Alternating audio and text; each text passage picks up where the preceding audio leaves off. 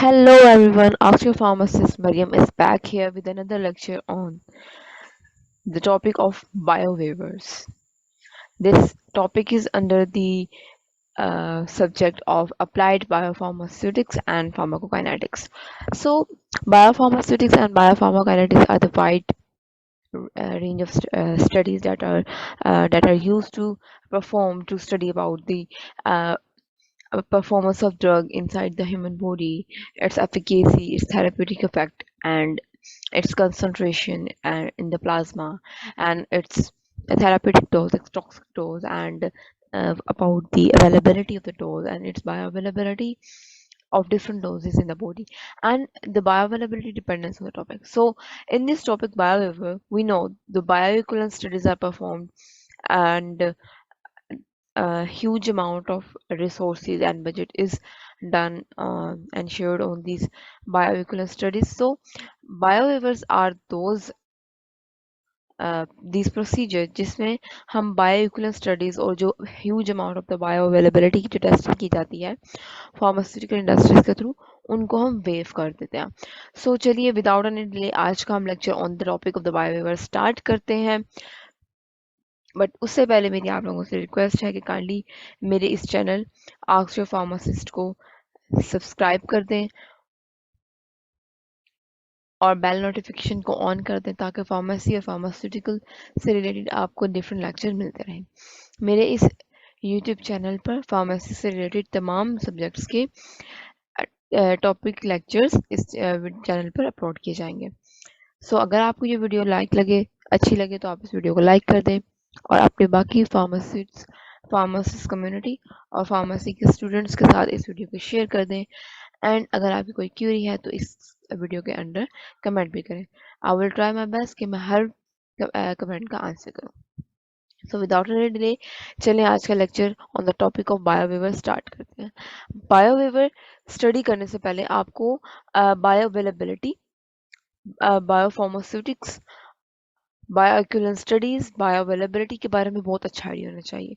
तो अगर आप लोगों को मेरा बायो अवेलेबिलिटी और बायोइक्विवेलेंस से रिलेटेड लेक्चर देखना है तो आप इसी प्लेलिस्ट में मेरे बायो अवेलेबिलिटी और बायो इक्विवेलेंट स्टडी और बायो फार्मास्यूटिकल इक्विवेलेंट स्टडीज के से रिलेटेड जो है वो लेक्चर आप देख सकते हैं. सो हम सबसे पहले आपको बताते हैं कि बायो अवेलेबिलिटी क्या होती है. तो बायो अवेलेबिलिटी क्या है? एक ड्रग आपने एडमिनिस्टर की through any route in a patient, उसकी डोजेज फॉर्म जो भी आईवी है या ओरल है, आपने पेशेंट को एडमिनिस्टर की. फॉर एग्जांपल उसने वो ओरली ली, अब वो ड्रग जाएगी उसकी स्टमक में जाएगी, पहले वो डिसॉल्व होगी, पहले वो डिसइंटीग्रेट होगी, फिर वो डिसॉल्व होगी, फिर वो अब्जॉर्ब होगी. अब जब वो अब्जॉर्ब होगी तो वो सिस्टमिक सर्कुलेशन में आएगी. तो जो ड्रग अब्जॉर्प्शन के बाद सिस्टमिक सर्कुलेशन में आती है तो हम कहते हैं जिस रेट और जिस एक्सटेंट के साथ यानी किस कंसंट्रेशन में वो प्लाज्मा में अपीयर हो रही है तो हम उस ड्रग की बायोअवेलेबिलिटी कहते हैं. यानी अगर हमने for example drug the 100 milligram, drug जो है हमने एपीआई दिया, but the availability of that API in the plasma जो कि इफेक्ट शो करेगा वो सिर्फ और सिर्फ 500 mg है, तो हम कहेंगे कि इसकी बायोअवेलेबिलिटी हाफ है, यानी इसकी बायोअवेलेबिलिटी 50% है. और अगर हम आईवी रूट की बात करें तो आईवी रूट की जो डोजेज फॉर्म होती है अगर वो हम एडमिनिस्टर करते हैं तो वो अगर हम 100 mg एडमिनिस्टर करते हैं तो हमारे ब्लड में वो 100 mg ही अपेयर होता है, बिकॉज उसमें जो ड्रग है वो डायरेक्टली हम जो है वो ब्लड के अंदर एडमिनिस्टर कर रहे हैं. सो ये होता है बायोअवेलेबिलिटी का छोटा सा टॉपिक. सो हम क्या करते हैं, अब बायोअवेलेबिलिटी टेस्ट स्टडी करने के लिए हम ये देखते हैं कि एक ब्रांड है वो सिफ्रोफ्लॉक्सासिन बना रहा है, एक और ब्रांड है वो भी सिफ्रोफ्लॉक्सासिन बना रहा है, बट क्या वो दोनों ड्रग की बायोअवेलेबिलिटी सेम है? क्या वो दोनों ड्रग स्टमक में जाकर सेम ड्यूरेशन में जाके डिसॉल्व होंगे? क्या वो ड्रग्स दोनों की दोनों ब्रांड जो हैं सेम टाइम पे जाके डिसॉल्व होंगे, डिसइंटीग्रेट होंगी और अब्जॉर्ब सेम टाइम पर होंगी? और उनकी जो एक्सटेंट है यानी जितनी वो कंसंट्रेशन है, क्या वो दोनों के दोनों सेम कंसंट्रेशन ब्लड में अपेयर करती है? फॉर एग्जांपल अगर हम सिफ्रोफ्लॉक्सासिन ड्रग ए लेते हैं, क्या लेते हैं हम? एक हम ड्रग लेते हैं सिफ्रोफ्लॉक्सासिन सिफ्रोफ्लॉक्सासिन ड्रग ए लेते हैं और एक हम लेते हैं सिफ्रोफ्लॉक्सासिन ड्रग बी. अब हमने क्या करना है, ये दोनों का ब्रांड क्या है? डिफरेंट है, दोनों का ब्रांड क्या है, डिफरेंट है। अब हम देखेंगे कि जो हमारी ड्रग ए है वो फॉर एग्जांपल 5 मिनट्स में जाके हमारे स्टमक में डिसॉल्व हो जाती है। तो हमारी जो दूसरी ड्रग है वो 5 मिनट में ही डिसॉल्व होती है। अब हम एक ड्रग यहाँ पे सी ले लेते हैं, एक ड्रग सी ले लेते हैं, ठीक है, 5 मिनट, बट एक जो ड्रग है सी ड्रग वो हमारे स्टमक में जाके 10 मिनट में डिसॉल्व होती है। मगर कीप इन माइंड कि ड्रग ए, ड्रग बी और ड्रग सी इनका सॉल्ट बिल्कुल सेम है, बट डिफरेंस क्या है कि इनकी ब्रांड्स डिफरेंट है। एक फाइजर की हो गई, एक जॉनसन जॉनसन की हो गई और एक किसी और लोकल ब्रांड की ड्रग हो गई। अब डिजोल्वेशन इसमें 5 मिनट्स ले रहे हैं, इसमें 5 मिनट और इसमें 10 मिनट्स।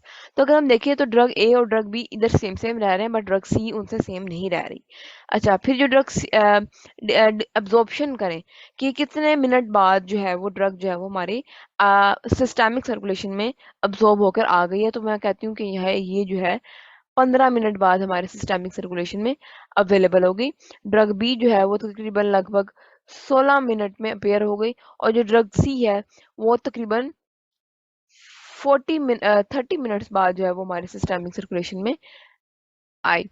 अब देखिए डिफरेंस, इनका क्या है, क्लोज क्लोज रिलेशन है, यानी कि जिस रेट एंड एक्सटेंट से वो अवेलेबल हो रहे हैं in the systemic circulation in the plasma blood concentration वो तकरीबन सेम है, बट जो सी है वो उनसे क्लोजली रिलेट नहीं कर रही।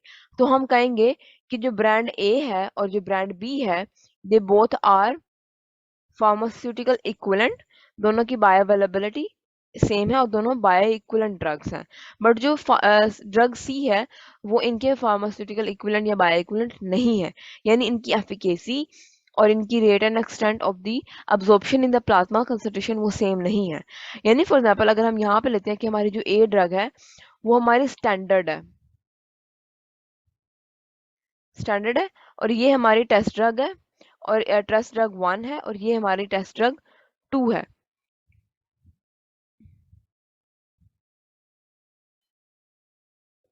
तो जो हमारी स्टैंडर्ड ए है उसकी रेजोल्यूशन 5 मिनट और 5 मिनट टेस्ट 2 से मैच कर रही है, और टेस्ट 2 से मैच नहीं कर रही, और टेस्ट 1 से सॉरी मैच कर रही है, सॉरी मैंने गलत बोल दिया।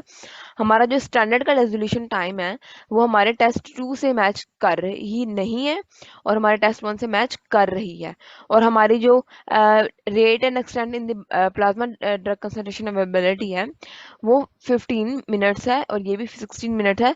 तो ये तकरीबन सेम सेम है, तो यानी ये दोनों ड्रग, ये स्टैंडर्ड और ये टेस्ट ड्रग 1 सेम है, यानी इनकी बायोइक्विवेलेंस और इनकी जो बायोअवेलेबिलिटी है वो सेम है। तो हम कहेंगे कि ये ड्रग जो है वो हमारी बायोइक्विवेलेंस स्टडी को पास कर गई है। अब वो ब्रांड जो है वो T1 ड्रग वो भी हम मार्केट में ला सकते हैं। बट जो एक और ब्रांड ने जो T2 ड्रग डिजाइन की, हमारे एग्जाम्पल हमारे टेस्ट ड्रग 2, उसकी बायोअवेलेबिलिटी, उसकी डिसोल्यूशन टाइम और उसकी प्लाज्मा में अवेलेबिलिटी के जो टाइम है वो हमारे स्टैंडर्ड से मैच नहीं कर रही, वो डिफरेंट कर रही है।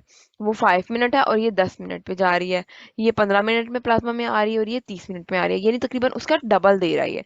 तो हम कहेंगे कि जो हमारी स्टैंडर्ड ड्रग ए है वो हमारे T2C ड्रग से मैच नहीं कर रही, हमारे T1 से मैच कर रही है, यानी हमारा जो ड्रग ए है वो बाय इक्विवेलेंट है टू विद बी, बल्कि हम जब और जो हमारा ड्रग सी है वो बाय इक्विवेलेंट नहीं है।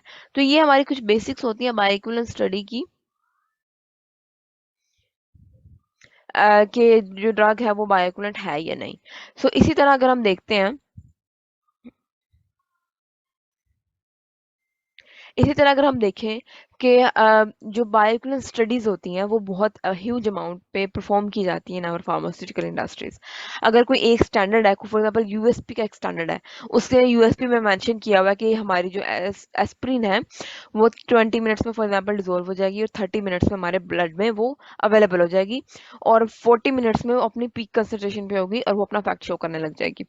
तो हमारी जो ब्रांड जो हम इधर पाकिस्तान में या फिर इंडिया में डिज़ाइन कर रहे हैं उसकी बायोबिलिटी उस यूएसपी स्टैंडर्ड, उस यूनाइटेड स्टेट फार्माकोपिया के स्टैंडर्ड जो मेंशन है, डिसोल्यूशन टाइम, बायोइक्विवेलेंस टाइम, बायोअवेलेबिलिटी की जो परसेंटेज है वो मैच करनी चाहिए उस ब्रांड से जो कि हम अपना लोकली डिज़ाइन कर रहे हैं।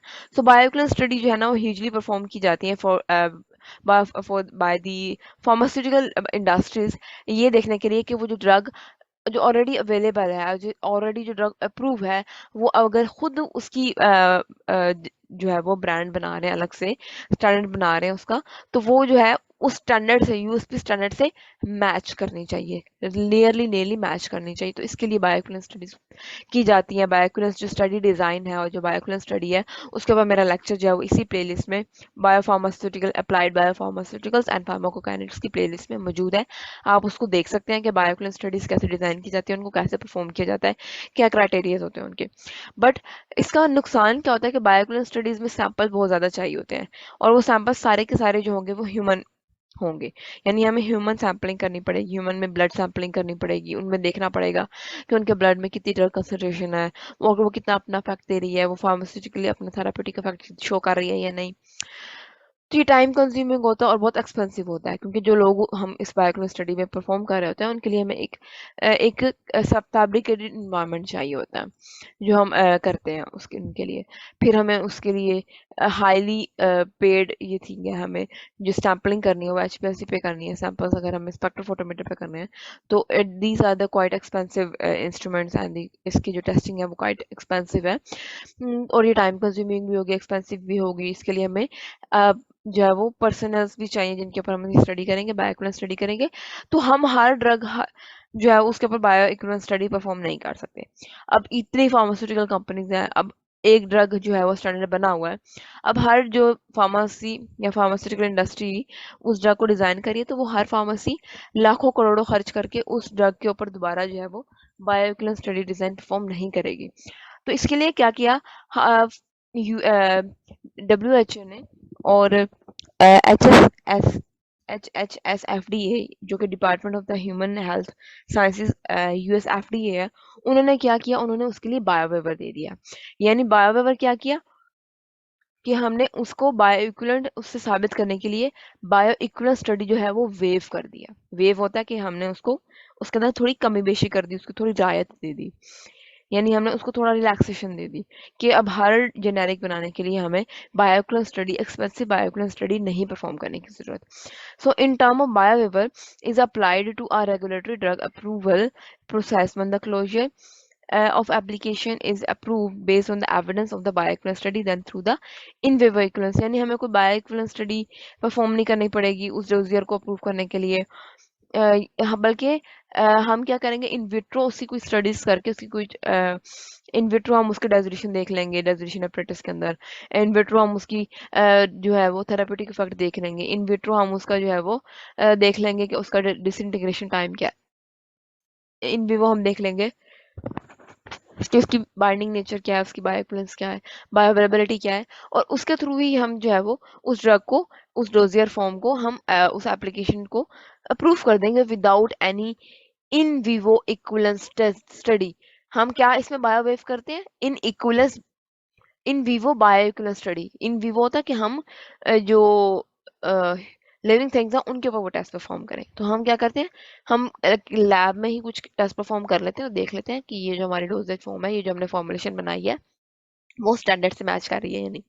हम कहेंगे ड्रग सेम है, फॉर्मुलेशन सेम है, दोनों की दोनों जो है वो आईवी डोज है या दोनों की दोनों ओरल डोज है, टैबलेट बना रहे हैं, उसके अंदर एपीआई भी सेम है, एपीआई की कंसंट्रेशन भी सेम है, फिर हमें बायोइक्विवेलेंस स्टडी की क्यों जरूरत पड़ती है। सो अक्सर ये नोटेशन फार्मेसी से पूछी जाती है कि क्या तमाम ब्रांड सेम है। तो based on my knowledge of the biopharmaceutics मैं कहूँगी कि तमाम के तमाम ब्रांड्स डिफरेंट होते हैं, उनकी एफिकेसी डिफरेंट होगी, उनका टॉक्सिक इफेक्ट डिफरेंट होगा, क्योंकि हर ब्रांड जो है वो उसकी अपनी फॉर्मुलेशन होती है, एक्सिपिएंट डिफरेंट होते हैं, उसके अंदर बाइंडिंग एजेंट डिफरेंट होंगे, उसके अंदर जो है वो जो डायोडेंट है वो डिफरेंट होगा, उसके अंदर डिसइंटीग्रेंट डिफरेंट होगा, उसके अंदर जो होगा डिफरेंट एजेंट्स जो होंगे वो डाले होंगे एक्सक्रीपिएंट्स के, वो डिफरेंट होंगे। तो हर फार्मास्यूटिकल इंडस्ट्री का जो ब्रांड सेम जो जेनेरिक प्रोडक्ट आ रहा है वो डिफरेंट होगा। हम ये कह सकते हैं कि जो हमारे जो एक्सपेंसिव ब्रांड्स हैं, शायद उनमें कुछ ऐसी फॉर्मुलेशन डिज़ाइन की है कि हमारी जो ड्रग है वो नियरली टू दी स्टैंडर्ड, उसकी बायोइक्विवेलेंस है, उसकी बायोअवेलेबिलिटी वो उतनी है, उसकी डेजोनेशन, उसकी डिसइंटीग्रेशन हमारे स्टैंडर्ड से मैच कर रही है। सो हम ये नहीं कह सकते कि चाहे एक गोली जो है वो 20 रुपए की है और वही जो एपीआई हमारे पास है, वही सॉल्ट हमारे पास अगर वो 5 रुपए में आ रहा है तो वो सेम होगी। शायद उसकी बायोइक्विवेलेंस बायोअवेलेबिलिटी में डिफरेंस आ जाए कहीं न कहीं। सो एक्सपेंसिव ब्रांड में बायोइक्विवेलेंस बायो स्टडी परफॉर्मेंस जो है वो एक फैक्टर रखती है कि आइदर वो अपनी यूएसपी स्टैंडर्ड से कितना मैच कर रही है। तो हम ये नहीं कह सकते कि जितने भी जो हमारे पास जेनेरिक्स मौजूद हैं या जितने भी हमारे पास सॉल्ट मौजूद हैं ऑफ डिफरेंट ब्रांड्स वो बायोइक्विवेलेंट होंगे, उनकी थेराप्यूटिक इफेक्ट सेम होगा, उनका एफिकेसी सेम होगा। ये हम नहीं कह सकते क्योंकि उनकी फॉर्मुलेशन डिफरेंट होगी। उनके अंदर उन्होंने क्या-क्या एक्सिपिएंट्स डाले हैं। एक्सिपिएंट्स जो है नेचर ऑफ एक्सिपिएंट जो है वो बायोअवेलेबिलिटी को अफेक्ट करती है। नेचर ऑफ द एक्सिपिएंट जो है वो उसकी डिसोल्यूशन डिसइंटीग्रेशन को अफेक्ट करती है। सो अगर हम एक्सिपिएंट डिफरेंट भी कर लें क्योंकि different pharmaceutical industry different type of the diluent different type of the binding agent different type of the disintegrant use करती है based on their availability and cost effectiveness. तो जो अच्छी फार्मास्यूटिकल इंडस्ट्री होगी वो better binding agent better disintegrated agent better excipients use करेंगी। ऐसे excipients use करेंगे जिसकी वजह से इसकी जो बायो इक्विवेलेंस होगी वो नियर नियर टू आएगी विद दी स्टैंडर्ड और यूएसपी स्टैंडर्ड से। सो जो बायो वेवर्स होते हैं उसमें हम क्या करते हैं उस बायो इक्विवेलेंस स्टडी को वेव कर देते हैं और फार्मास्यूटिकल जो क्वालिटी कंट्रोल लैब है उसमें हम कुछ ऐसे इन विट्रो टेस्ट परफॉर्म कर लेते हैं जो कि ये शो कर देती है कि ये जो ड्रग है उसकी डेसिनेशन इसकी बायोअवेलेबिलिटी जो है वो स्टैंडर्ड से मैच कर रही है। Biowaiver mean that in vivo bioavailability और बायोइक्विवेलेंस स्टडीज में not considered for the approval of the drug और उसको हम क्या कर देंगे उसको हम वेव कर देंगे। मतलब वो ज़रूरी नहीं है कि उस ड्रग को अप्रूव करने से पहले वी आर फ्रॉम डिफरेंट जो हमारी ड्रग रेगुलेटरी अथॉरिटीज़ हैं उनसे अप्रूव करने से पहले ज़रूरी नहीं है कि हम उसमें all type of the in vivo bio availability और बायो स्टडीज परफॉर्म करें उस ड्रग की अप्रूवल के लिए, बल्कि हम उसको वेव कर लेते हैं, उसको हम कंसीडर नहीं करते, उसको ज़रूरी नहीं समझते। Only in vitro testing resolution is performed instead of the conducting expensive time consuming in vivo testing. So उसमें क्या करते हैं हम डिफरेंट इन विट्रो टेस्टिंग, जैसे यहाँ पे इन्होंने डेसोल्यूशन टेस्टिंग का नाम बताया हुआ है कि हम बस वो कुछ सिंपल टेस्टिंग कर लेंगे उस ड्रग को अप्रूव करने के लिए और ये साबित करने के लिए जो ड्रग है वो अपने स्टैंडर्ड से मैच कर रही है। आगे आ जाती है क्यों हमने बायोवेव की इसकी क्या नेचर है, इसको हम किस बेसिस पे बायोवेव परफॉर्म करते हैं। सो इसके लिए जो है वो WHO और FDA ने BSc क्लासिफिकेशन दी जिसको हम कहते हैं बायोफार्मास्यूटिकल क्लासिफिकेशन सिस्टम। ये इंट्रोड्यूस करवाया by the department of the health and human services US FDA HHS FDA। The main the grant उन्होंने ग्रांट किया biowaiver only for the SUPAC scale up and post approval changes. Scale up होता है यानी हमारे पास पहले एक formulation बनी हुई है, उसको हमने स्केल अप करना है, उसको हमने बेटर उसकी फॉर्मुलेशन को बेहतर करना है कि किस फॉर्मुलेशन में कौन से हम एक्सिपिएंट यूज़ कर रहे हैं, तो उसकी जो बायो अवेलेबिलिटी है वो बेटर हो रही है, उसकी बायो अवेलेबिलिटी उसके स्टैंडर्ड से मैच कर रही है। तो ये होता है scale up and post approval changes होते हैं कि वो ड्रग अप्रूव हो चुकी है थ्रू FDA। अब हम उसकी फॉर्मुलेशन को या तो स्केल अप कर रहे हैं यानी उसकी फॉर्मुलेशन जो है अप्रूव हुई थी FDA से, वो फॉर एग्जांपल ओरल डोज थी, अब हमने उसकी IV बनानी है या हमने उसकी एरोसोल्स बनानी है या हमने उसकी ट्रांसडर्मल बनानी है। तो पोस्ट अप्रूवल चेंजेस अगर हम उसकी फॉर्मुलेशन में कर रहे हैं तो उसके लिए हम बायो वेवर स्टडीज को ग्रांट कर लेते हैं। But the application of the biowaiver has been extended to certain orally administer generic product. So जो ये बायोवेव की जो चीज़ है वो डिफरेंट ओरल डोज पे वैरी करती है। तो हम वो आगे स्टडी करेंगे कि कौन कौन सी फॉर्मुलेशन पर बायोवेवर एप्लीकेबल होता है और कौन कौन सी फॉर्मुलेशंस पर बायोवेवर एप्लीकेबल नहीं होता। ये हम इस लेक्चर में आज डिटेल में पढ़ेंगे। आगे आ जाता है major advantages in the simplification. तो मेजर एडवांटेज क्या होता है बायोवेवर का कि सिंप्लीफिकेशन हो जाती है हमारी। बायोइक्विवेलेंस स्टडी जो है वो बहुत कम्प्लेक्स होती हैं, जो हमारे फार्मास्यूटिकल इक्विवेलेंट जो या बायोइक्विवेलेंट जो स्टडी परफॉर्म कर रहे होते हैं वो लोग खपे पड़े होते हैं। तो ये क्या होता है सिंप्लीफिकेशन हो जाती है ड्रग की अप्रूवल, क्योंकि इसमें जब हम बायोइक्विवेलेंस स्टडी परफॉर्म करते हैं तो हमें एक पहले तो हमें उसके लिए पर्सनल्स चाहिए, जो टेस्टिंग एजेंट पर्सनल्स होंगे, हमें पेशेंट्स चाहिए जिनके अंदर वो ड्रग अपना इफेक्ट शो करेगी, उससे हमें पेशेंट का कंसेंट लेना है कि वो ब्लड सैंपलिंग करवाएंगे या नहीं करवाएंगे। हम ये देखेंगे कि कहीं उनकी सैंपलिंग जो है वो किसी और ड्रग से तो इफेक्ट नहीं हो रही, या कहीं वो पेशेंट अनीमिक तो नहीं है। हमने सैंपलिंग कैसे लेनी है, सैंपलिंग एक दिन में कितनी लेनी है, ब्लड सैंपल कितने लेने हैं, कितने कंसंट्रेशन में लेनी है, सैम्पलिंग को आगे क्या क्या हमने स्टेप परफॉर्म करनी है, उसके ऊपर हमने सर्टिफिकेशन करनी है, उसके ऊपर हमने बायोइक्विवेलेंस एचपीएलसी। तो वो बहुत कम्प्लेक्स सा एक बायोइक्विवेलेंस स्टडी होती है। तो बायोवेव क्या करते हैं, इस प्रोसेस को सिंप्लीफाई कर देता है, and reduction of the time required for the product approval and bioavailability and the availability of the market. For example एक ड्रग जो है वो अप्रूव हुई है अमेरिका में, तो अब वो ड्रग जो है वो सेम इंडिया या पाकिस्तान या फिर किसी और कंट्री में अप्रूव होनी है। तो अब वो अब वो अवेलेबिलिटी ऑफ द मार्केट नहीं होगी, क्योंकि अगर वो हम वही ड्रग जो है वो किसी फॉर एग्जाम्पल किसी केस के लिए वो बेटर है, अब इंडिया चाह रहा है कि वो ड्रग हमारे हमारे कंट्री में भी हमारे लोगों के लिए भी वो अवेलेबल हो, बट अब वो अगर कोई ब्रांड या कोई फार्मास्यूटिकल कंपनी उस ड्रग को बनाना चाह रही है तो वो अप्रूवल के लिए बायोइक्विवेलेंस स्टडी परफॉर्म करेगी। तो ये चीज़ जो है वो बहुत टाइम कंज्यूम हो जाएगी और पेशेंट्स के लिए जो है वो कन्वीनियंस नहीं होगी। तो क्या होगा कि हम क्या करेंगे, उस ड्रग की अवेलेबिलिटी इन द मार्केट को हम फास्टन करने के लिए, जल्दी करने के लिए हम बायोवेवर कर लेते हैं। बट बायोवेवर हर ड्रग के लिए नहीं एप्लीकेबल होता, इसके लिए भी BSC classification system by the UHSFDA and the जो डब्ल्यूएचओ है वो एक क्राइटेरिया सेट करता है कि किन किन ड्रग्स को, किन किन फॉर्मुलेशन को हम बायोवेव कर सकते हैं और किन किन फॉर्मुलेशन को हम बायोवेव नहीं कर सकते। सो बायोवेव टाइप ऑफ द प्रोडक्ट्स, तो यहाँ पे बायोवेवर टाइप ऑफ द प्रोडक्ट्स बताई हुई है कि किन किन प्रोडक्ट्स में, फार्मास्यूटिकल प्रोडक्ट में हम बायोवेव कर सकते हैं। The FDA will wave the requirement for the submission of in vivo evidence demonstrating the bioavailability of the drug product if the product meets the following criteria. तो एफडीए कहती है कि किन किन डोजेज फॉर्म में, किन किन ड्रग्स में हमें submission of the in vivo जो है वो एविडेंस जरूरी नहीं है, और कौन कौन से ड्रग जो है वो इस बायोवेव की क्राइटेरिया को फिल करती है।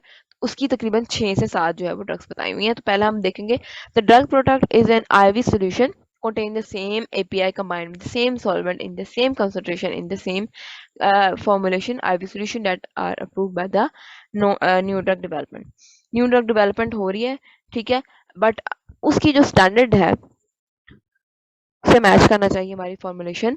फॉर एग्जाम्पल हम आईवी सॉल्यूशंस कोई बना रहे हैं तो उसकी जो स्टैंडर्ड है उसकी उस एपीआई से उसकी एपीआई भी सेम होनी चाहिए, उसकी यानी एक्टिव फार्मास्यूटिकल इंग्रेडिएंट सेम होना चाहिए, उसकी कंसंट्रेशन सेम होनी चाहिए, हम जो सॉल्वेंट यूज़ कर रहे हैं उस आईवी सॉल्यूशन को बनाने के लिए वो सेम होना चाहिए, और उस एपीआई की concentration in that IV formulation वो भी सेम होनी चाहिए। तो वो ड्रग जो होगी वो बायोवेव हो जाएगी। हम उस पर बायोइक्विवेलेंस स्टडी परफॉर्म ना भी करें तो कोई मसला नहीं, क्योंकि बायोइक्विवेलेंस स्टडी में मेजरली जो हम स्टडी कर रहे होते हैं वो बायोअवेलेबिलिटी देख रहे होते हैं कि जो ड्रग है वो ब्लड में कितनी आई है। तो आईवी सॉल्यूशंस में क्या होता है कि हम डायरेक्टली ब्लड में वो ड्रग एडमिनिस्टर कर रहे होते हैं तो उसकी बायोअवेलेबिलिटी 100% होती है। सो हम इस चीज़ को कंसिडर नहीं करते, जितनी भी आईवी हमारी फॉर्मुलेशन होती हैं, चाहे वो आईवी इन्फ्यूजन्स हैं या इंट्राआर्टिकुलर्स हैं या पेरिटोनियल इंजेक्शंस हैं या फिर वो हमारे जितने भी इंजेक्टेबल फॉर्मुलेशंस हैं वो सारी की सारी बायोवेव हैं। उनके ऊपर हम सिंपल इन विट्रो स्टडीज करके उनको मार्केट में प्रूव कर सकते हैं। फिर आता है टॉपिकली अप्लाइड प्रिपरेशन। टॉपिकली जो होती हैं वो अपना लोकल इफेक्ट देती हैं, लोकल इफेक्ट देती हैं, उसमें भी systemic availability of the drug नहीं होती। मैंने आपको बताया कि बायोइक्विवेलेंस स्टडी में हम बायोअवेलेबिलिटी देख रहे होते हैं कि ब्लड में कितना ड्रग आया। तो जो टॉपिकल ड्रग्स होती हैं उनका तो लोकल इफेक्ट होता है, वो लोकली ही एब्जॉर्ब होती है, वहीं पे अपना इफेक्ट देती हैं, वो सिस्टमिक सर्कुलेशन वो ब्लड में तो अपीयर ही नहीं होती। तो ये जो टॉपिकली हमारी प्रिपरेशन होती हैं ये भी बायोवेव हो जाती हैं, इन पे भी हम बायोइक्विवेलेंस स्टडी परफॉर्म ना करें तो वो अप्रूव हो सकते हैं। फिर आ जाती हैं solid dosage form that is intended to be absorbed antacid and, तो वो डोजेज फॉर्म जो कि अब्जॉर्ब नहीं होंगी हमारी बॉडी, हमारे स्टमक में, और वो बस हमारे स्टमक में जाकर लोकली इफेक्ट देंगी और वहाँ से जो है वो हमारी फीसेस से या फिर एक्सक्रीट हो जाएंगी।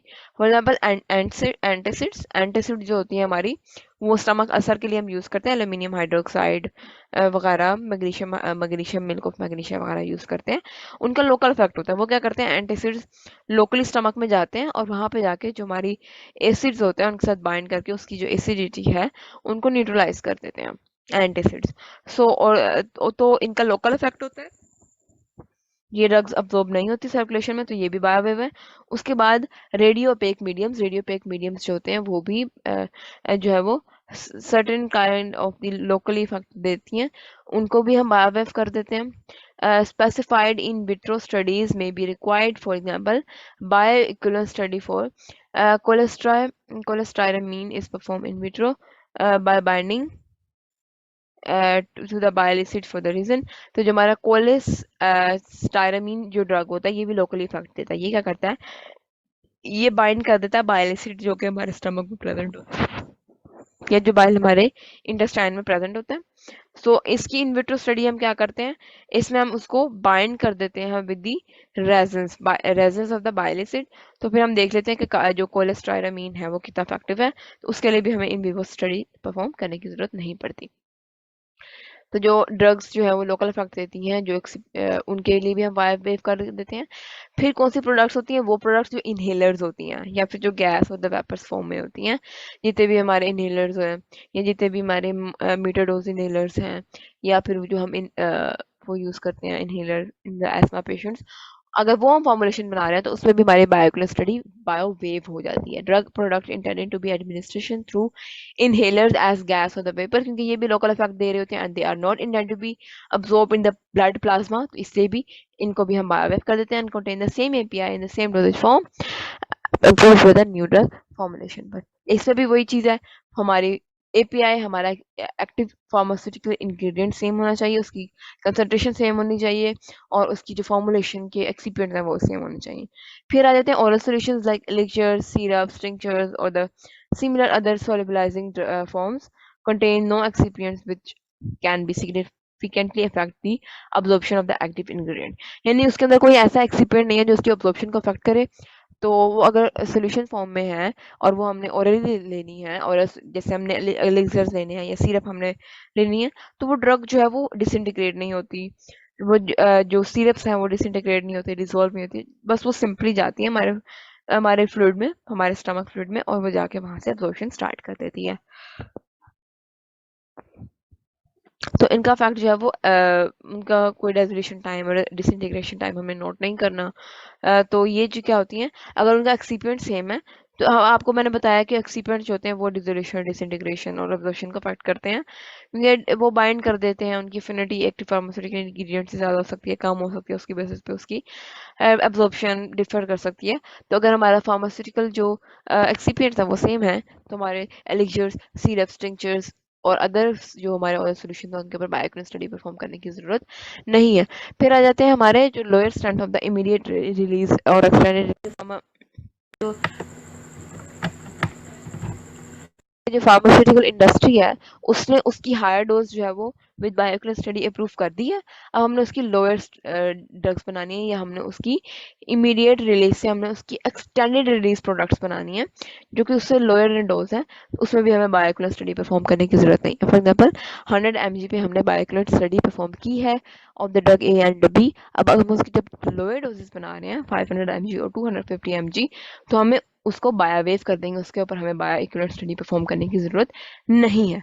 अब आ जाते हैं बीएससी बेस्ड क्लासिफिकेशन सिस्टम, उसके ऊपर बीएससी बेस्ड बायोवेवर हम कैसे करते हैं। तो जो हमारी बीएससी क्लासिफिकेशन है उसके अकॉर्डिंग भी हम कुछ जो है वो ड्रग बायोवेव कर देते हैं। तो उसमें क्या करते हैं, the biopharmaceutical system is a system classifying of a drug substance API based on it's minimum aqueous solubility in the pH range of 1 to 7.5 dose human fraction absorbed on intestinal membrane permeability। So जो B S C classification system है वो classify करते थे direct APIs को on the minimum of the aqueous solubility, उसकी pH range पे, उसकी dose पे, और कितनी हार्मोन फ्रैक्शन जो है वो अब्जॉर्ब हो रही है फ्रॉम द इंटेस्टाइन मेम्ब्रेन, उसकी कितनी परमेबिलिटी है। यानी वो ड्रग कैसे सोलबिलाइज होगी और वो ड्रग कैसे अब्जॉर्ब होगी, उसकी परमेबिलिटी क्या है ह्यूमन इंटेस्टाइन से, उसकी बेस पे हम उसकी क्लासिफिकेशन करते हैं। जो हमारी क्लास ए है उसकी हाई सोलिबिलिटी और हाई परमेबिलिटी है, यानी ड्रग जो है वो हमारे स्टमक में जाते साथ ही फौरन सोलिबलाइज हो जाएगी, और जो ड्रग है वो हाईली परमेबल है और वो बहुत इजीली अब्जॉर्ब भी हो जाएगी हमारे सिस्टमिक सर्कुलेशन में। दूसरी क्लास आ जाती है लो सोलिबिलिटी एंड हाई परमेबिलिटी। ये ड्रग जो है वो सोलिबलाइज डिले होती है उनकी सोलिबिलाइजेशन, उनकी सोलेबिलिटी जो है वो टाइम कंज्यूमिंग होती है, बल्कि मगर जो उनकी परमेबिलिटी होती है वो हाई होती है। क्लास 3 में high solubility and low permeability, यानी उनकी सोलेबिलिटी तो अच्छी है बट उनकी permeability through the plasma membrane या फिर इंटेस्टाइनल मेम्ब्रेन वो डिलेड है। क्लास 4 जो है उनकी सोलेबिलिटी भी बहुत थकी हुई होती है और उनकी परमेबिलिटी भी बहुत लोअर होती है। आगे आ जाती है हमारे biowaiver, high solubility, high permeability class 1, class 2 में low solubility, high permeability, class 3 में क्या आता है लो परमेबिलिटी, हाई सोलेबिलिटी, और क्लास 4 में क्या जाता है low solubility and low available permeability. तो ये हमारी बीएससी बेस्ड क्लासिफिकेशन है। अब हम देखते हैं इस बीएससी क्लासिफिकेशन सिस्टम के बेस पर हम कैसे जो है वो बायोवेवर परफॉर्म करते हैं। तो उससे पहले मैं आपको बताऊंगी कि सोलेबिलिटी क्या होती है, परमेबिलिटी क्या होती है, एंड जो डिसोल्यूशन है वो क्या होती है। तो सोलेबिलिटी होती है the drug substance is considered highly soluble when the highest dose strength is solubilized in 250 ml or less aqueous solution over the range of pH 1 to 8, यानी वाइड रेंज ऑफ पीएच में वो easily सोलबलाइज हो रही है। और इसमें जो liquid strength दी हुई है वो है 250 ml और लेस एक्वस मीडियम। इसका क्या मकसद होता है कि हमारे स्टमक में तकरीबन 250 ml लिक्विड मौजूद है, या फिर ये भी प्रिस्क्राइब किया जाता है कि जब आपने ओरल डोज लेनी है तो आप उसको विद ग्लास ऑफ वाटर लें। तो ग्लास ऑफ वाटर में तकरीबन 250 ml होती है। तो इसको हम स्टडी परफॉर्म करने के लिए हम ये देखेंगे कि जो हमारी ड्रग है वो 250 ml of the water under the pH range of 1 to 8 में वो इजीली सोलबलाइज हो जाए, और वो ड्रग है वो अपनी सोलबलाइजेशन के लिए ज़्यादा टाइम ना ले, तो वो ड्रग जो कि वो हाईली सोलबलाइज होगी, उसकी सोलबिलिटी अच्छी होगी। और अगर वो टाइम ज़्यादा देती है तो हम उसको कहेंगे कि इसकी लेस सोलबिलिटी नेचर है। परमेबिलिटी क्या होती है? परमेबिलिटी होती है कि वो मेम्ब्रेन से कैसे क्रॉस कर देती है।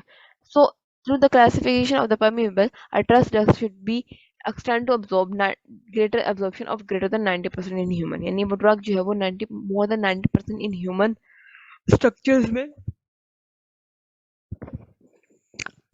परमेबल हो। In vivo intestinal perfusion studies in human, तो हम क्या करते हैं in vivo intestinal perfusion studies in the human perform करते हैं, उसके ऊपर हम परमेबिलिटी चेक करते हैं इंसानों के अंदर। फिर हम देखते हैं इन विवो इन और in situ intestinal perfusion studies in animal. In situ क्या होता है? इन सीटो में हम ये करते हैं कि हम परफॉर्म तो कर रहे होते हैं on the living things, but in सीटो में हम बस थोड़ा सा ये चेंज कर लेते हैं कि हम जो जिसके ऊपर हमने अपना स्टडी जो टेस्ट है वो परफॉर्म करना है उसको हम कट करके किसी अदर एजेंट में ले आते हैं या किसी और सॉल्यूशन में हम उसको डाल देते हैं, तो वो हमारे जो है वो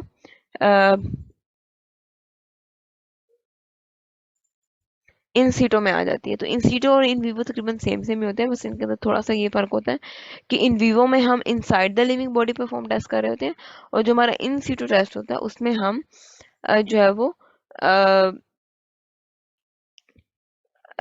यूज़ तो वही यूज़ करते हैं, यानी ह्यूमन ऑर्गन्स ही यूज़ करते हैं, बल्कि मगर हम उसके अंदर थोड़ा सा ये डिफरेंस कर लेते हैं कि हम उसको outside the human body use करते हैं, यानी हम इन सेटों में हम क्या करते हैं इंटेस्टाइन का कोई पार्ट कट कर लिया और फिर हम उस इंटेस्टाइन के पार्ट के ऊपर वो अपना जो ड्रग प्रोडक्ट है उसको स्टडी कर रहे हैं। फिर आ जाता है in vivo permeation study using excise human और एनिमल इंटेस्टाइनल टिश्यूज, यानी इन विट्रो हम उसको परफॉर्म कर रहे हैं यूजिंग एक्साइज और ह्यूमन एनिमल इंटेस्टाइन, यानी हमने इन विवो हमने कोई ह्यूमन की या एनिमल्स की इंटेस्टाइन ली और उसके ऊपर हम अपना टेस्ट परफॉर्म कर रहे हैं कि उसकी परमिशन कितनी है। फिर है in vitro permission study across the membrane of the monolayer of the culture of the human intestine culture, यानी ह्यूमन इंटेस्टाइन की हमने ब्लड सेल्स को कल्चर किया हुआ, उसमें हम देखते हैं कि जो ड्रग है वो कितनी परमेबल है, उसमें कितनी वो ड्रग जो है वो क्रॉस कर लेती है। परमेबिलिटी होनी चाहिए greater than 90% in human. Resolution क्या होती है? रेजोल्यूशन ये होती है कि वो ड्रग कितनी सोलबलाइज्ड है, कितनी डिजोल्व हो चुकी है, कितने percentage of the drug is solubilized in the water under given condition. Immediately released drug product is considered rapidly dissolving. जो drug easily dissolve हो जाएगी उसकी resolution अच्छी होगी, वो drug easily permeable भी होगी, उसकी जो dissolving nature होगी वो depend करती है उसकी रिलीज के ऊपर। जो ड्रग इजीली रिलीज हो जाएंगे वो डिसॉल्व भी हो जाएंगे। when not less than 85% of the level amount of the drug substance dissolve within 30 minutes using USP standard apparatus 1 under 100 rpm, या फिर अगर हम apparatus 2 यूज कर रहे हैं तो 50 rpm in the volume of 900 ml in each of the solution, यानी वो तकरीबन 30 मिनट के अंदर डिसॉल्व हो जाए मोर देन 85% ड्रग जो है वो डिसॉल्व हो जाए इन द गिवन फ्लूइड, जो कि 900 ml होगा या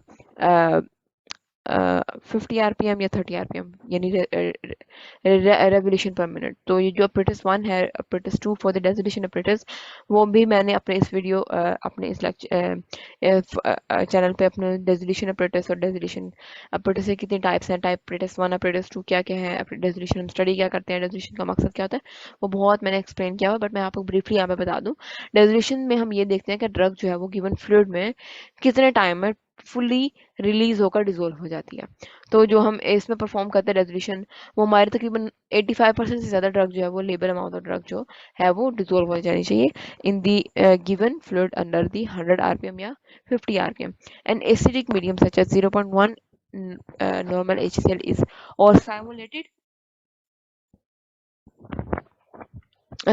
gastric fluid without enzyme. An acidic media such as 0.1 normal HCl और simulated gastric fluid without enzyme हम लेंगे, उसके अंदर हम उस फ्लूइड को लेंगे और उसके अंदर हम देखेंगे कि हमारी जो ड्रग है वो 85% अब्जॉर्ब होती है या नहीं। आप पीएच बफर हम उसके अंदर यूज करेंगे, आप पीएच बफर ऑफ 6.8 और simulated intestinal human USP without enzyme. अगर कोई ड्रग है वो इंटेस्टाइनल फ्लूइड्स में बहुत इजीली डिसोल्यूशन प्रॉपर्टीज शो करती है, तो फॉर एग्जांपल जो हमारी एक्सटेंडेड रिलीज प्रोडक्ट्स होती हैं वो रेजोल्यूशन की बेटर होती है इन दी इंटेस्टाइन, और वो डिसोल्व बिल्कुल भी नहीं होती इन द स्टमक, तो उसके लिए हम जो है वो पीएच बफर 6.8 का यूज करेंगे। साइमुलेटेड इंटेस्टाइनल फ्लूइड, और अगर वो जो ड्रग है वो स्टमक के अंदर गैस्ट्रिक फ्लूइड के अंदर डिसोल्व होगी तो उसके लिए हम एसिडिक मीडियम 0.1 HCl यूज करेंगे। तो यहाँ पे हम बीएससी क्लासिफिकेशन देखते हैं कि हमारे जो क्लास 1 है, क्लास 2 है, क्लास 3 है, इसके अंदर US US FDA, European pharmacopoeia और डब्ल्यूएचओ में क्या क्या स्टैंडर्ड गिवन है। तो जो सोलिबिलिटी है बीएस क्लास 1 एंड 2 में, वो होनी चाहिए drug products highly solubilized within the pH range of 1.8 1 से 6.8 अंडर द टेम्परेचर 37, और जो परमेबिलिटी है वो ग्रेटर देन 85% होनी चाहिए, और जो डेजोल्यूशन होनी चाहिए वो हम देखेंगे 0.1 नॉर्मल HCl गैस्ट्रिक फ्लूइड या पीएच बफर 4.5, या फिर हम साइमुलेटेड इंटेस्टाइनल फ्लूइड पे उसकी डेजोल्यूशन मीडिया देखेंगे कि वो ड्रग वो ग्रेटर देन 85% जो है वो डिसॉल्व हो जाए in the given fluid. Number of doses form जिनके ऊपर हम डेजोल्यूशन टेस्ट परफॉर्म करेंगे in the class 1 and class 3, क्योंकि उनकी डेजोल्यूशन अच्छी होती है, वो होगी मिनिमम हमने 12 यूनिट्स यूज करने हैं। एंटी आई हम जो है वो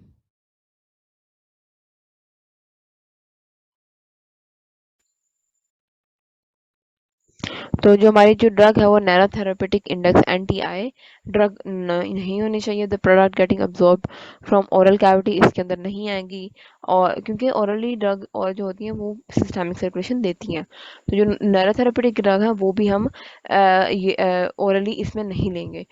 use of surfactant for in vitro dissolution testing, इसमें हम अलाउ नॉट अलाउड, यानी use of surfactant for the in vitro dissolution testing नहीं यूज करेंगे।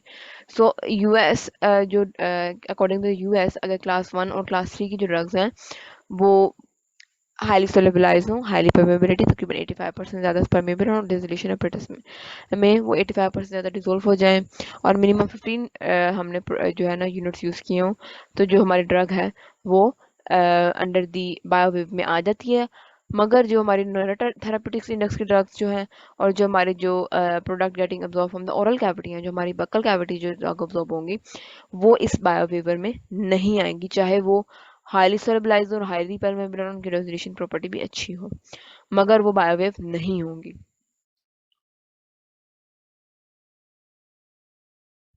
आगे आ जाती है according to the European pharmacopoeia. So according to the European pharmacopoeia ये कहता है कि जो ड्रग है वो हाईली सोलबिलाइज्ड होना चाहिए, अनदर पीएच मीडिया का जो पीएच होगा 1 से 6.8 होगा, 37 डिग्री सेंटीग्रेड टेम्परेचर होगा, एक्सटेंडेड एब्जॉर्प्शन ग्रेटर देन 85% होनी चाहिए, pH of the resolution media 1.8 होगी, 4.5 होगी और 6.8 बफर होगी। और जो हमारे नंबर ऑफ डोजेज फॉर्म होगी वो 12 होंगी।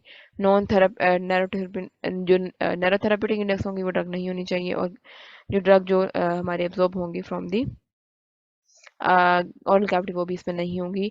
और सर्फैक्टेंट भी हम इसमें नहीं यूज़ करेंगे। डब्ल्यूएचओ कहता है कि जो हमारी क्लास 1 और क्लास 3 की जो ड्रग्स हैं उनकी भी वही डेजोल्यूशन प्रॉपर्टी होनी चाहिए, वही सोलेबिलिटी होनी चाहिए ग्रेटर देन 85, 1.2 पीएच 6.8 पीएच में उनकी सोलेबिलिटी भी अच्छी होनी चाहिए। डेजोल्यूशन मीडिया 1.2 4.5 और 6.8 पीएच, उसके अंदर 85% ज़्यादा अब्जॉर्ब हो जाए। एटलीस्ट 12 हम इसमें प्रोडक्ट यूज़ करेंगे। एनटीआई इसमें नहीं होगी, नॉन स्पेसिफाइड प्रोडक्ट अब्जॉर्ब हो रही हैं उसमें नॉन स्पेसिफाई किया हुआ है। तो ये हमारे कुछ जो थे क्राइटेरिया थे फॉर दी बायोवेवर। फिर आगे हम देखते हैं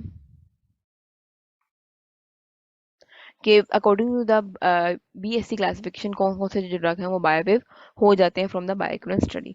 सो जो हमारी क्लास 1 है वो बिल्कुल बायोवेव हो जाती है according to the HHS FDA. और जो हमारी अकॉर्डिंग टू डब्ल्यूएचओ है उसमें वो क्लास 1, क्लास 2 और क्लास 3 की भी कुछ ड्रग्स लेकर आती है। क्लास 1 बिल्कुल बायोवेव हो जाती है। क्लास 2 में वो ड्रग्स जिनकी रेजोल्यूशन जो है वो ग्रेटर देन 85% होगी इन 30 मिनट्स एट पीएच 1.2 से 6.8 के दरमियान और 75 आरपीएम में, तो वो ड्रग जो है वो बायोवेव हो जाएंगी। इसमें हम इन विट्रो स्टडी कर रहे हैं और वो ड्रग बायोवेव हो जाएगी। क्लास 3 में जो है वो greater than 85% should be absorb in 15 minutes at pH 1.8 and 6.7। और उसकी जो rotation per minute in the dissolution operators होनी चाहिए वो तकरीबन 75 आरपीएम होनी चाहिए। सो अदर जो कंसीडर होते हैं बायोवेव के लिए उसमें हम रेजोल्यूशन देखेंगे तो रैपिडली डिसॉल्विंग होगी। एक्सिपिएंट्स में must not affect the absorption of the API. कोई एक्सिपिएंट कोई ऐसा ना हो जो उसकी एब्जॉर्प्शन को अफेक्ट कर रही हो। थेरेपेटिक इंडेक्स देखें तो must not contain API with narrow therapeutic index. कोई ऐसी ड्रग नहीं होनी चाहिए जिसकी नैरो थेरेपेटिक इंडेक्स हो और जो फॉर्मुलेशन हो वो तकरीबन सेम हो जो कि हमारे स्टैंडर्ड में गिवन है। And the product should not be design to be absorb from the oral cavity, यानी बकल कैविटी की प्रोडक्ट ना हो तो हमारी जो प्रोडक्ट होगी वो बायोवेव हो जाएगी। सो अगर कंपोनेंट ऑफ द बायोवेव ये होगा कि बायोवेवर स्टडीज में कंपैरेटिव प्रोडक्ट सुटेबिलिटी देखेंगे कि वो ड्रग एक दूसरे से कितने कंपैटिबल हैं, कितने कंपैरेटिव हैं, उनकी एफिकेसी क्या है, उनका in vitro study different dissolution operators में उसकी सॉलेबिलिटी और प्रोबेबिलिटी के रिजल्ट्स क्या आ रहे हैं, comparative in vitro dissolution testing, batch type and type of excipients कौन कौन से यूज हो रहे हैं। तो यहाँ पे हमारा जो है वो बायोवेवर तकरीबन खत्म होने जा रहा है। Application of the biowaiver approach accessing of the bioequivalence and the oral disintegration अगर हम देखें तो डेजोल्यूशन मीडिया में ये हमारा आईआर है और ये हमारा ऑडिटी है, यानी ये हमारा प्रोडक्ट जो है वो इन विट्रो डेजोल्यूशन में जो हमारा टेस्ट है उसकी डेजोल्यूशन ये है और हमारा जो सैंपल है उसकी डेजोल्यूशन ये है। और जो हमारा यहाँ पे अगर हम प्लाज्मा कंसंट्रेशन देखें इन विवो में तो वो तकरीबन तकरीबन डेजोल्यूशन सेम शो कर रहे हैं, सेम टाइम में उनकी डेजोल्यूशन तकरीबन सेम हो रही है, बट यहाँ पे थोड़ा सा फर्क आ जाता है। और जो इन विवो में प्लाज्मा कंसंट्रेशन है हमारे सैंपल और टेस्ट की वो बिल्कुल सेम सेम जा रही है। सो यहाँ पर यानी हमारी जो इन विट्रो रेजोल्यूशन है तकरीबन सेम सेम होगी बट नॉट फुली सेम, मगर जो हमारे इन विवो है वो टेस्ट उसके रिजल्ट बिल्कुल सेम होने चाहिए। तो यहाँ पे हमारा बायोवेवर जो है वो कंप्लीट होता है। अगर हम यहाँ पे देखें तो ये इन विट्रो रेजोल्यूशन में ये जो चीज़ होगी ये बायोवेवर नहीं होगी, मगर जो हमारा इन विवो प्लाज्मा होगा ये जो है वो बिल्कुल बायोवेव है। ये हम बायोवेव कर सकते हैं क्योंकि इसकी plasma concentration in of the drug और जो प्रोडक्ट है वो सेम होगी। बट दैट आल्सो डिपेंड कि वो प्रोडक्ट जो है वो जो हमारी फॉर्मुलेशन है वो बायोवेव के अंडर आती भी है या नहीं। तो यहाँ पे हमारा बायोवेव का टॉपिक खत्म होता है। अगर आपका कोई सवाल है तो आप इसमें कोई क्वेरी पूछ सकते हैं कमेंट सेक्शन में। अगर आपको ये वीडियो पसंद आई तो इसको लाइक कर दें, सब्सक्राइब कर दें, बेल नोटिफिकेशन ऑन कर दें ताकि इस तरह की आपको और वीडियो मिल जाए। Thanks for listening. So here the lecture and